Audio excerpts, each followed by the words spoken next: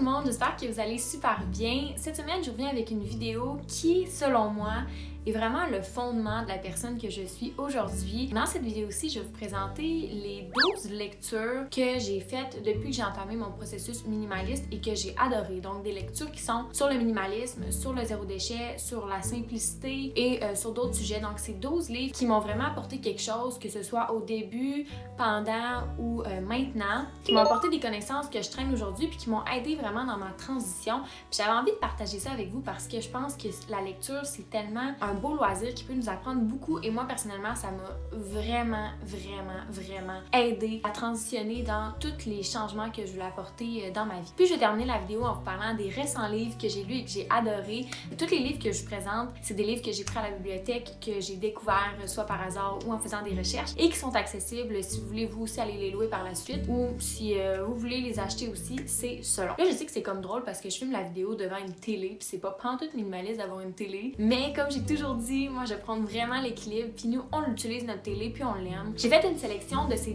12 livres-là, mais il y en a beaucoup plus que ça que j'ai lu et que j'ai aimé. Par contre, je voulais pas que la vidéo dure 1000 ans non plus, donc je me suis restreinte à 12 livres. Si jamais c'est le genre de truc que vous aimez voir, ben pourquoi pas, je ferai peut-être une partie 2. Je dirais que les premiers livres que j'ai lus, c'est plus des livres qui sont axés sur le désencombrement, sur les possessions matérielles, plus que sur tout le reste qui entoure le minimalisme. Et j'ai lu justement le livre La joie profonde de vivre avec moins et L'essentiel et rien d'autre, l'art du minimalisme pour retrouver sa liberté d'être. Ensuite, j'ai commencé à lire des livres qui étaient un petit peu plus poussés, si on peut dire, dans le minimalisme et j'ai lu les livres de, voyons son nom m'échappe, Dominique Leroux, qui sont des livres qui sont vraiment plus radicaux sur le minimalisme. Elle a fait comme, je pense, une dizaine de livres. Moi, j'en ai lu 2 ou 3. Mais les 2 que je me souviens très bien, c'est L'éloge de la légèreté et L'art de l'essentiel. Donc, c'est des livres qui sont vraiment plus profonds, qui vont vraiment plus aller au cœur du sujet et qui vont être plus radicales, comme je vous le disais. Donc, on aime ou on n'aime pas, mais moi, je trouve qu'elle aborde les choses d'une façon qui est vraiment...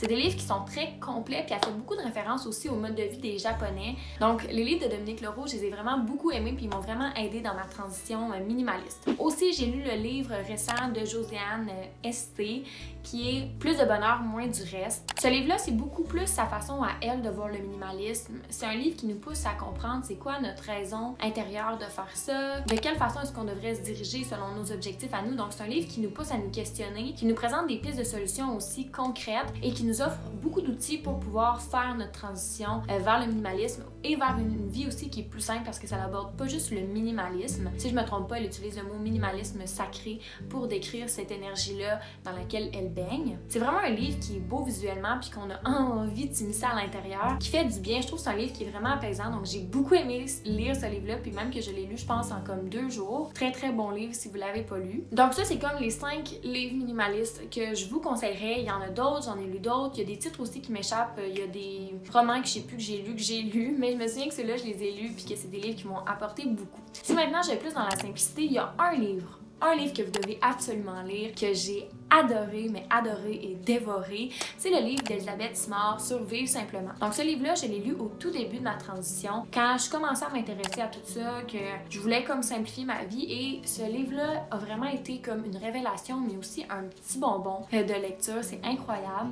C'est un livre qui est très doux, qui nous initie au slow living, à la gratitude. Ça parle aussi beaucoup de minimalisme, oui, mais de simplicité parentale. Elle a des enfants, puis elle parle de la façon dont elle élève ses enfants. Elle donne beaucoup d'exemples concrets, de solutions aussi. Et il y a même une partie qui est consacrée à des DIY qui sont très accessibles et très faciles, un peu dans le style des trappeuses. Donc son livre m'a vraiment initiée à tout ce qui est slow autour de moi, à prendre le temps de voir les petits bonheurs, les petits riens dans la vie au quotidien. C'est un des livres que si vous avez à lire un livre sur la simplicité, c'est celui-là et je l'ai adoré. Quand j'ai commencé à faire ma transition minimaliste, une des raisons qui me poussait en fait à consommer moins, à consommer mieux, c'est pour l'environnement. Et un des livres qui m'a vraiment allumée, c'est le livre Une citoyenne engagée, qui est un livre sous forme un peu de BD chronique, très subjectif, dans lequel il y a beaucoup de petits dessins humoristiques, beaucoup de dessins tout court en fait, c'est très très imagé, il y a beaucoup d'illustrations. Et ce livre-là parle de un peu c'est quoi la situation actuelle avec l'environnement, les changements climatiques et tout ça. C'est un livre qui a fait en sorte que je me suis rendu compte de l'état actuel de la planète et qui m'a donné envie d'adopter le zéro déchet. Donc c'est pas mal le premier livre qui m'a initié à tout ce qui est de l'environnement. Ça fait à peu près, je pense, 2 ans et demi, 2 ans que je l'ai lu et je l'ai adoré. Je vais dire ça pour tous les livres parce que je les ai tous aimés. Et par la suite, j'ai voulu lire des livres sur le zéro déchet. Donc, je vais vous présenter quelques livres que j'ai beaucoup aimés, qui donnent énormément d'astuces et d'outils et que je trouve que justement, c'est ça qu'on a besoin quand on commence ce genre de démarche-là. La consommation dont vous êtes le zéro, vous en avez probablement déjà entendu parler, mais ce livre-là est formidable, très très beau. Moi, quand je les lis, c'est vraiment important que les livres soient beaux, qu'il y ait des illustrations, que ce soit le fun à lire, parce que je trouve que ça change toute la dynamique quand le livre est le fun, il est beau visuellement, puis t'as envie de le manger, là. Ce qui est fun avec ce livre-là, c'est qu'il te prend vraiment où est-ce que t'es, puis il t'amène plus loin, il t'aide à t'améliorer puis à changer ta routine. Donc c'est vraiment pas un livre que tu lis puis que t'as l'impression que tu fais pas bien les choses, que tu te sens jugé. C'est un livre qui a vraiment une approche déculpabilisante justement, puis l'auteur met beaucoup l'emphase là-dessus, c'est qu'on fait notre possible tout en voulant s'améliorer. Donc ce livre-là, si vous commencez une démarche zéro déchet ou même si vous voulez approfondir la vôtre, je vous le conseille fortement. Il y a aussi le livre de Bea Johnson sur le zéro déchet qui est pas mal. Je pense que c'est la première qui a fait un livre sur le zéro déchet, puis ce livre-là, elle parle beaucoup de comment est-ce qu'elle a instauré le zéro déchet dans sa famille, comment elle a rendu ça possible. Puis moi, je la trouve vraiment inspirante, cette femme-là, parce que dans le temps où est-ce qu'elle parlait de zéro déchet, c'était beaucoup plus vu comme étant marginal. C'est un livre qui est plus vieux, mais c'est ça, cette fille-là, c'est un peu comme la gourou du zéro déchet. Donc, il y a vraiment plein d'outils, plein d'explications dans ce livre-là. Autre livre que j'ai lu, c'est La beauté sans cruauté, qui est un livre qui parle de pourquoi est-ce qu'on n'a pas besoin, en fait, de faire intervenir des animaux, de tester sur des animaux pour avoir des cosmétiques qui sont parfaitement utilisables. Je me souviens qu'elle parle entre autres du fait qu'il y a énormément d'ingrédients qui ont déjà été testés, puis que si on utilise ces ingrédients-là, c'est sûr que ça n'enlève pas le tort qui a été fait pendant les tests, mais ça l'empêche qu'on refasse des tests sur les animaux. Elle parle du slow cosmétique, elle parle de véganisme un peu aussi. Il y a des DIY aussi dans ce livre-là. C'est un livre qui m'a vraiment initiée justement au slow cosmétique. Très très bon livre, je vous le conseille fortement. Autre livre que j'ai lu, c'est Tout se joue avant 8 heures. Donc c'est un livre qui est un peu différent de tous les autres livres que je vous ai présentés parce que c'est plus un livre qui parle de développement personnel. C'est un livre qui est très très inspirant. Ça te présente en fait une façon de vivre tes matins pour intégrer des routines qui sont plus slow, se réveiller plus en douceur, puis aussi pour se projeter dans l'avenir, par exemple avec la visualisation, l'écriture et tout ça. Donc ça parle de comment créer une routine matinale avant 8 heures. Puis c'est ça, moi j'ai pris des éléments là-dedans, je les ai appliqués à ma vie, mais je fais pas nécessairement cette routine-là tous les jours. Mais si vous avez envie justement de vous immiscer dans ça, une routine matinale, c'est un très bon outil pour commencer, puis c'est tellement inspirant comme lecture, vraiment.